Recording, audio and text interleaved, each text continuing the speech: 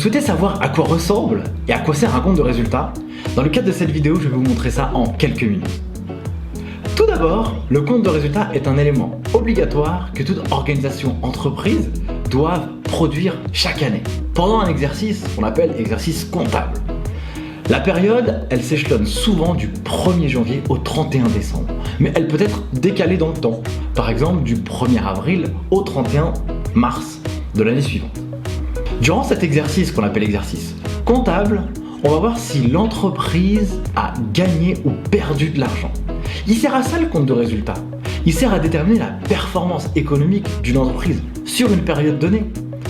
Et donc, qui sera matérialisé par l'ensemble de ses produits d'un côté, qui pourraient être le chiffre d'affaires, des subventions ou des produits exceptionnels, et de l'autre, ses charges matérialisées par des comptes de la classe 6, qui seront par exemple des achats de matières premières, des achats de marchandises ou des frais de marketing.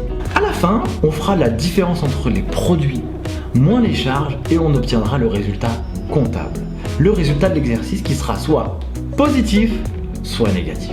Le compte de résultat, il se présente avec plusieurs résultats intermédiaires. Tout d'abord, nous avons le résultat d'exploitation. Ce pourquoi l'organisation a été créée. On y retrouvera l'ensemble des produits d'exploitation moins les charges d'exploitation. Exemple de produits d'exploitation, le chiffre d'affaires. Si j'ai une activité industrielle, je vends des produits finis. Si j'ai une activité de négoce, je vends des marchandises.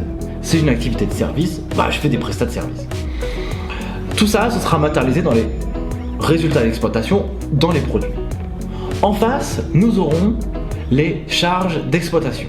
Je vais en donner quelques-unes, mais elles sont définies dans le plan comptable général et dans le plan de compte précisément.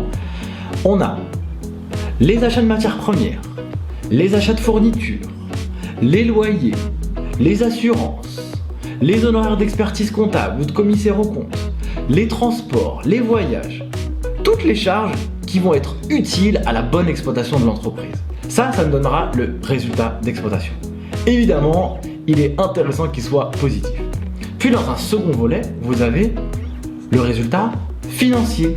D'un côté, les produits financiers qui peuvent être des placements qu'on pourrait faire de trésorerie et de l'autre, des charges financières.